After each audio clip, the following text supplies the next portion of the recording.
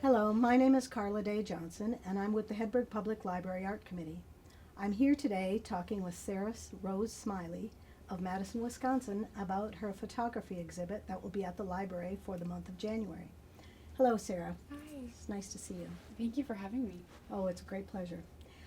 Tell me about your photography. How did you start taking pictures? Yeah, I've always been a very artistic person, and I originally started with paint and charcoal, and it was all very messy.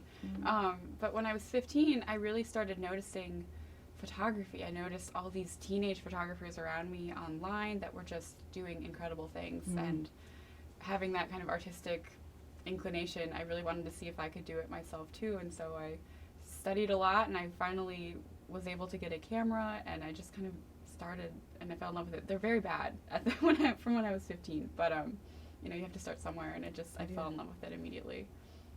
Now, you're in a digital age. Yes. So you've always worked with a digital camera? Primarily, yes. I've done some film experimentation, but I'm more into the instant gratification of digital.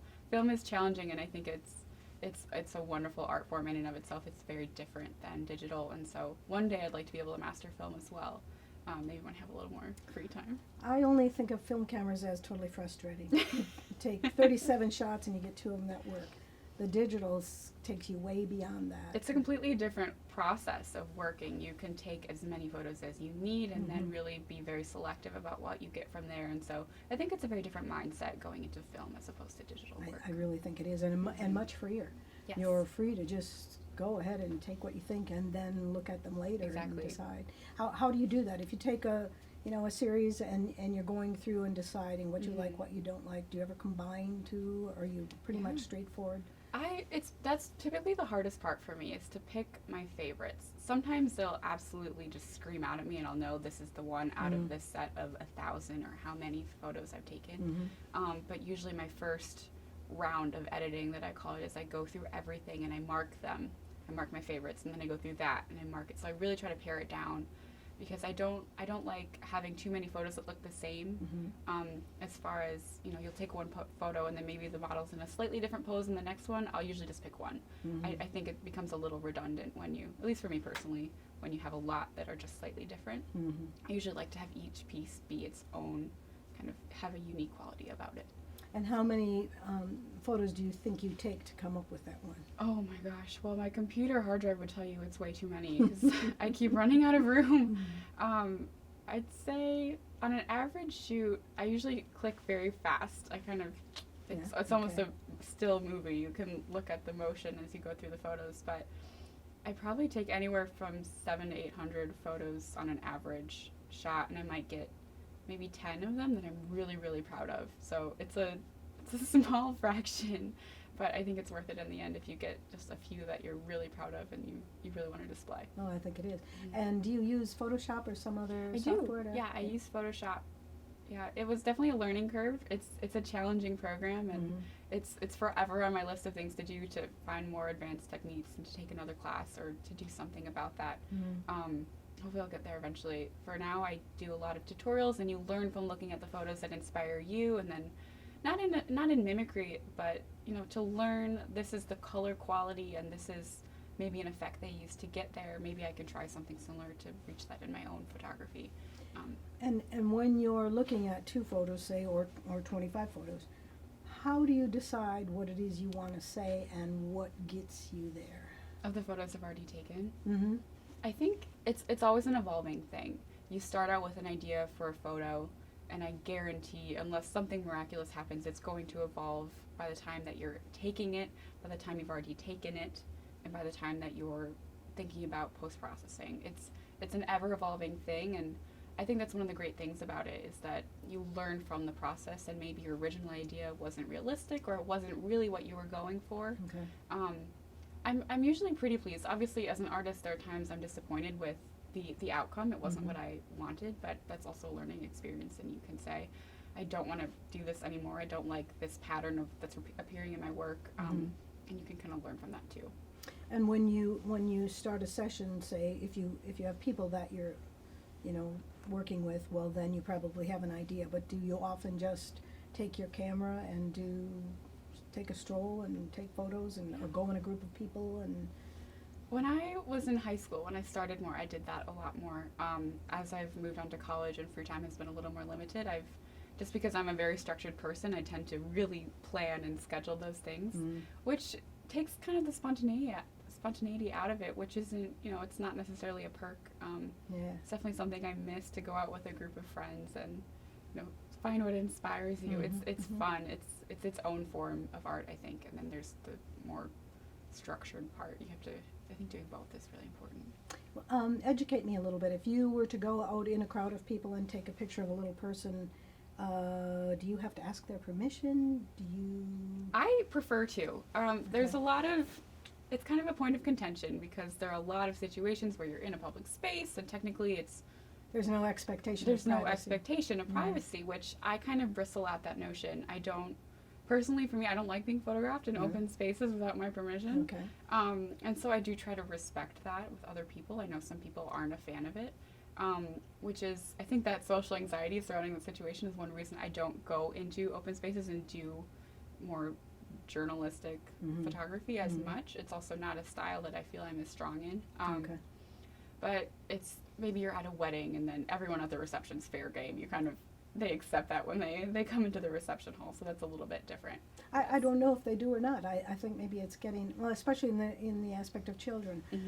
You could probably not publish a photo of a child without permission. Right, yeah, publishing is a different thing. I think but then there's a whole gray area of why are you even taking the photo for your own private reasons of this kid. I would typically ask. I typically like to play it safe. There are maybe some more rebel artists out there that would disregard that, but I think it's a social norm. And I think that point of it being journalism versus your private study. Exactly. Yeah. I understand you go to the UW-Madison. Yes. What are you studying there? I am studying comparative literature and gender and women's studies, actually. So it was a difficult choice for me as I left high school whether or not I wanted to pursue photography directly or go a different route. And it was definitely one I didn't take lightly. I had a lot of academic interests as well, and up until that point I'd been doing photography by myself, and I was happy enough with that, so I decided to kind of continue along the same vein of school and then using photography to supplement my creative side, I guess. Well, I think they support each other. I think so too, and that's the thing that's at the core of all of my fields of study. I also study folklore, so I look at narratives of different cultures.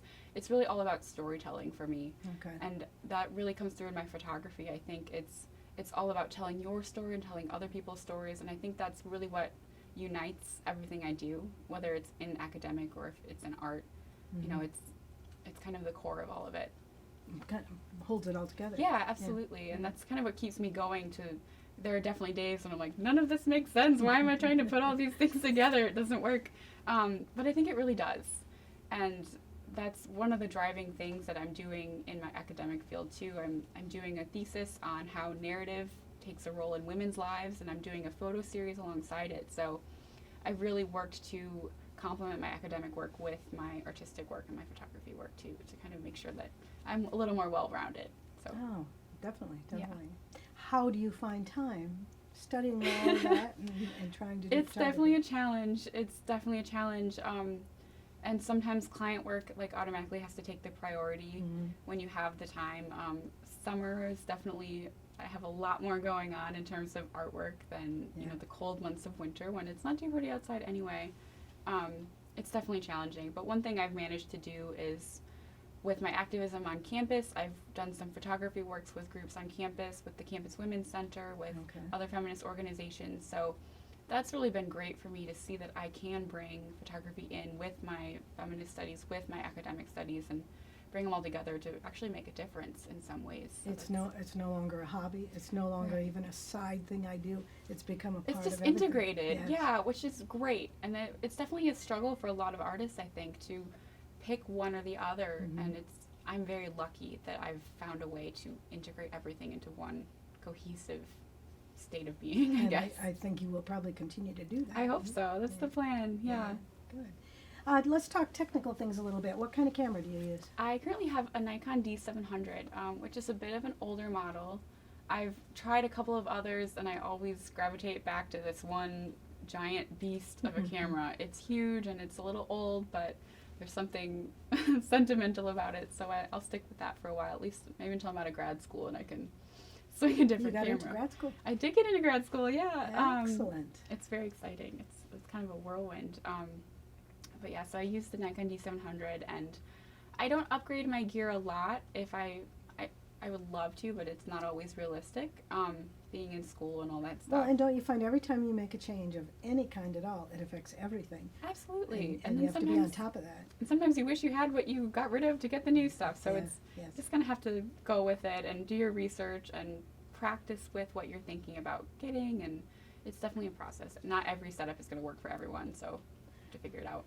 And when you you come home and you put your photos into the computer and then you're looking at the screen, you are trusting that what you're seeing on the screen is actually the information that's in that photo. Yeah. Have you had any problems with that at all? There's a lot of different calibration techniques you can use to make sure that your colors are true in the camera, they're true in the computer, because a lot of times there's a huge discrepancy between what you took in the camera and what's showing up on your screen, and it's like either you like one or the other, I don't know, but it's so I think at some point you're not sure what you have. Exactly. It's like, I don't know what color this is supposed to be. But there are some techniques that you can use to make sure that things are showing up the way you want them to be. Okay. So do you do your own printing? I do, typically, yeah. Oh, okay. I don't, not on my own printer or anything like that, but there are a couple of online services that are great. Okay. And even Walgreens actually has pretty good color quality, surprisingly. Really? Well, not surprisingly, I don't want to diss Walgreens, but. Well, it's just that sometimes you think you have to be an official printer in order to do this, or is your, like you say, your printer calibrated to receive the information? And I think sometimes, especially, you're looking for a certain color. You want the sky to be a certain blue, and when you print it off, it doesn't show. That's right. Exactly. Yeah, and it's definitely trial and error. Different printers are going to use different color processes, and you have to kind of pick one that you say, this is what I envisioned the color to look like, as opposed to, and it's going to be different for everybody. Some people want more saturation, or some people want more blue hues. It's just kind of, you have to trial and error, unfortunately. Really, and then when you get what's working, you kind of want to stick with that, because you at least know what you're going to get in the end. It's more of a guarantee. You have to try it out first. You have to try a bunch of them first, and until you find the one you want. Find what works. And then as far as the enlargements, you do that mostly with online companies? Yes. Yeah. And how about the framing? Did you do that yourself? We did that ourselves. My dad is my biggest support team. He's great. Okay. He helps me with all the framing and stuff. We're definitely not master framers. If there was a crash course, I think we should take it. It's challenging. Framing is really, really hard, and matting and all that stuff. There have been a lot of panic attacks where it's the night before I'm supposed to hang a show and something went wrong with the printer and the mat doesn't quite fit in the frame and you have to take an X-Acto knife and try to... So it's not sophisticated by any means. So it's definitely an area that I could work on in terms of sophistication. Well, I think with photography, a lot of times you're going for the simplistic framing and you just want to see the photo. Exactly. And sometimes in maybe in the painting area or whatever, they do it all up with mats and wide frames, and it's just a different look, but it seems photography is a little cleaner than that, and simpler to do maybe, but equally hard to decide. Absolutely. And as someone I also paint, and so I've been on the other side of that too, trying to find a frame that will complement it. It's really an art form to try to find essentially another canvas or another frame that's going to suit your artwork, complement it, but not overshadow it. That's the hard part. It's such a challenge. It's really hard. Yes. So I respect all those master framers out there. They do very well. It's tricky. Yeah. Well, you brought some work in. Let's take a look at it. We can talk about what you got here. Okay, this is very striking. Tell me the history of this. This was with one of my dear friends, Evelyn, and I had been inspired over the course of the summer by Queen Anne's lace. And I do, for the most part, unless I'm very fortunate to have some wonderful stylists to help me with the shoot, usually it's the model and myself trying to figure things out and make the shot work, which isn't the case for one of the photos, and I'll talk about that in a bit. But so I tried to make this Queen Anne's lace flower crown to go around her neck, and it was very scratchy, and she was very, very well behaved with not complaining too much about it. And I really was just inspired by the simplicity of it. She is just so striking, and I thought the black and white really made her just expression pop. And so I've titled this one Queen Anne as an ode to Queen Anne's lace, just for the simplicity of the summer, and it feels like it's almost a breezy portrait. It's very easy and simple and beautiful. The contrast between doing it in color or doing it in black and white, again, always a decision to be made. Yes, and there's so many times I go back and forth. I'll do undo and redo to try to flip what I like, and I don't know. I think sometimes the black and white speaks to you more. It really emphasizes the theme you want to portray, or the story you want to tell, or just even the elements you really want to bring out. And sometimes that's what color does. So it just takes not a trained eye, but it takes practice to kind of figure out what you like better and what's going to portray. Or again, what you like better, what you're trying to say. Exactly, yeah, exactly. It's going to be different for everybody, but I personally love how evocative black and white can be. Really? Okay. Well, this is interesting. Yes, this was kind of an experiment of sorts that turned out pretty well.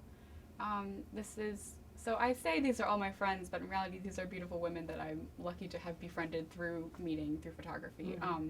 And that's one thing, it's brought me so many amazing women into my life, which is great. This is Alexandria Odekirk, and she did all of her styling herself, which is incredible.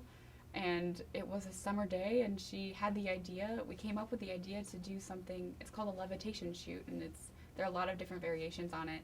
And so through a little bit of trickery and sleight of hand, we made it look like she's floating. So interesting.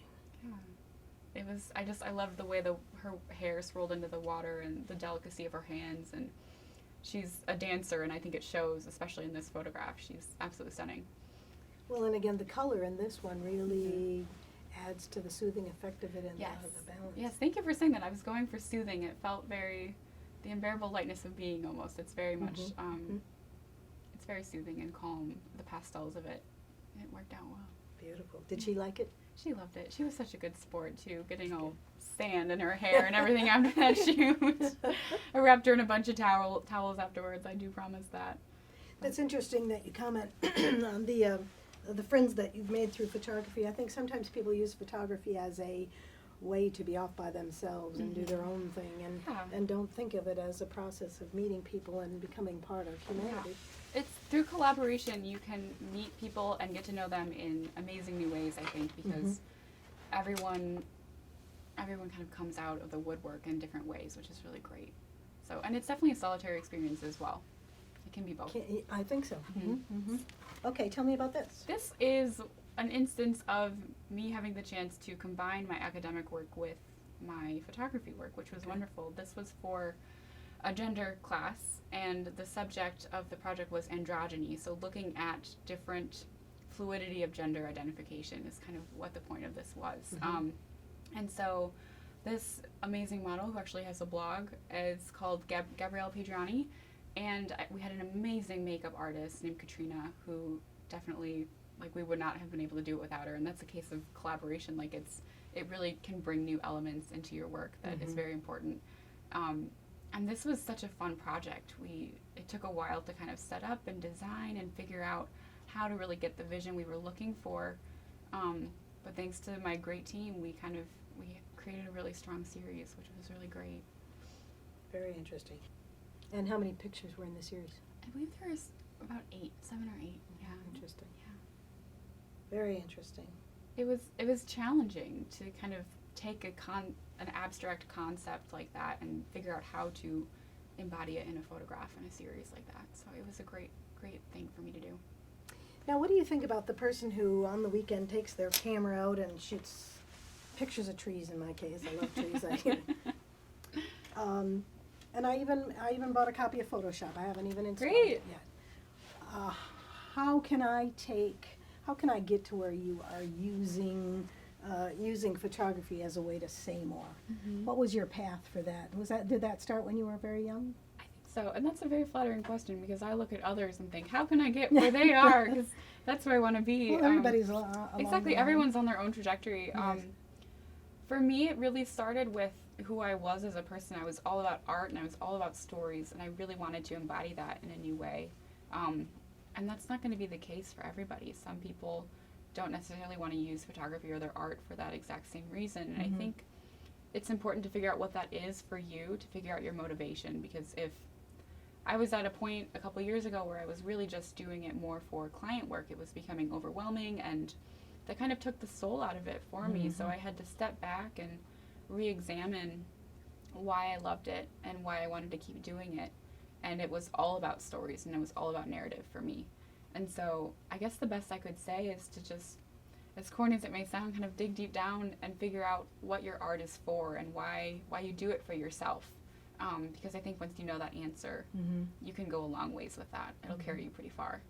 And I think perhaps for those people who do it simply for themselves and simply as that's equally valid. Absolutely. It's just for those who are urging for something else. It's not just art because someone sees it. It's art when you make it for yourself. Exactly. There There was a quote on the computer, something about just because I'm not producing artwork doesn't mean I'm not making art. Exactly. It doesn't mean you're not an artist either. Right. When you frost a cake, it carries through in all of your does. actions. It It really does. does. It's the way you see the world, I think. You notice different things. Brings me to a question. When you are out and about, do you often see something and think, man, I wish I had my camera? So often. Oh my gosh. And traveling with me is the worst because every morning if we're gonna be out, say we're gonna walk around on a 12-hour day, I'm like, do I want to bring this like 10-pound camera bag and all my snacks? Like, how do I navigate that? Camera or snacks? And it's just the worst because I can never decide. And so yeah, it's tricky. It's really tricky. But I definitely see places, and I have a bunch of notes on my phone, like 2 miles off of this highway, there's a really cool tree on the right, and and it's sometimes you're lucky if you can revisit those things. Unfortunately, I've fallen prey to the iPhone or just having a phone with a camera on me at all times. Yeah. I mostly just take pictures of my cat on that, but I have that temptation. I make little notes everywhere about where I want to go back to or things I missed or.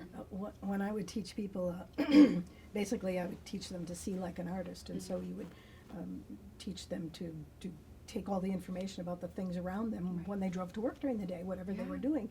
And the next week after I gave that presentation, they would come back and say, I'll never be able to look at anything simply again. Now you've taught me to look. It's so true, though. It really is. You see different things and everything. Absolutely. And I found even different types of art. If you're in a certain zone, like if you're more into drawing, maybe you'll notice how you might draw or approach a certain thing as opposed to photography. And it's so fascinating because it really does change the way you think and the way you perceive things, which is so fun.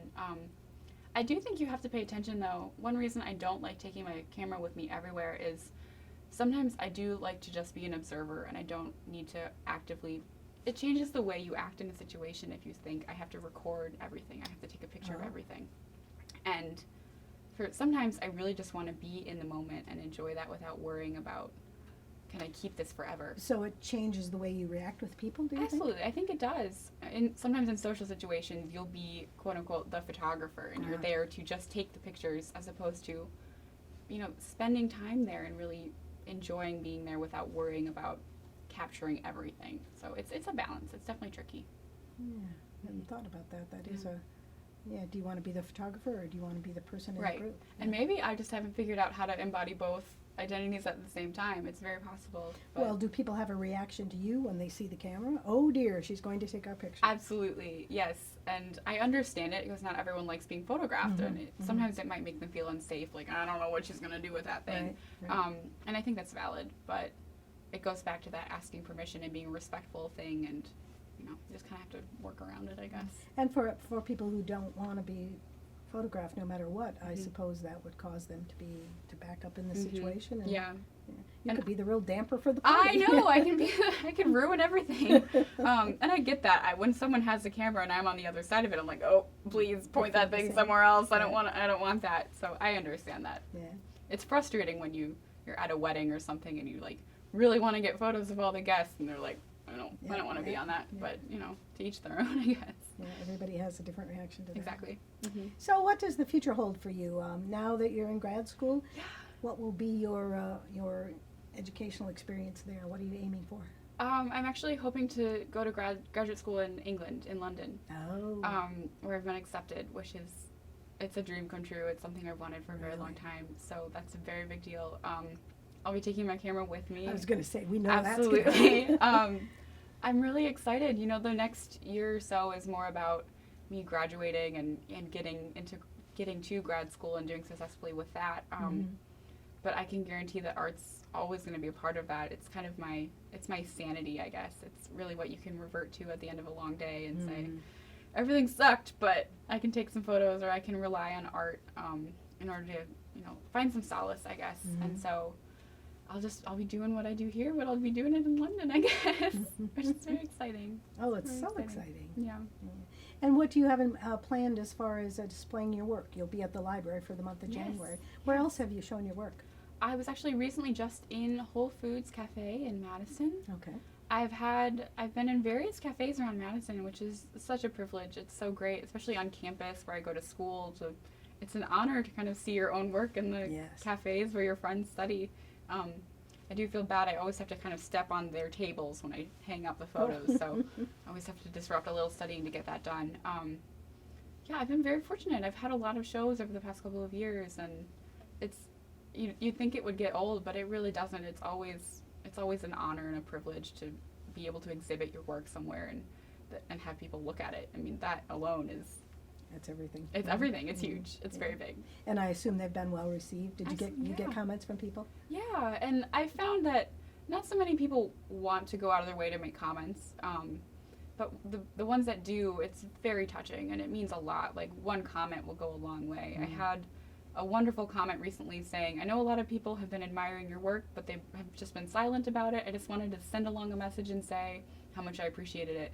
And that's everything. So kind. Like, that's what you do it for. I mean, that's one of the reasons you do it for, to know that people are responding and appreciating your work. It's just the cherry on top. It's amazing. Yeah, that's not what you do it for, but that's part of it. Exactly. I should rephrase that. It makes everything just that much better. You do it for yourself, but to know that other people can find something in it for themselves too is... And that the message that you're trying to send is received. Right. And you have no control over how somebody receives it, but I think you're on the right path if you get the kind of reaction you are looking for. Exactly. And I would love everybody to take something different away from my work. I think that's one of the points of stories. If I've learned anything from my academic studies, it's that each story has something for everybody else, and they'll take it differently, and they'll get what they need out of it. So if anybody, one person, can get that from my work, that's really big for me. That's good. Now, I understand you have a website? I do have a website, yes. Okay. I'm really bad at the digital, technical side of things. So I always say it's a work in progress, because I have some wonderful tech support people that I email at all hours of the day, and they're like, it's fine, we'll fix it. So thank goodness for them. They're great.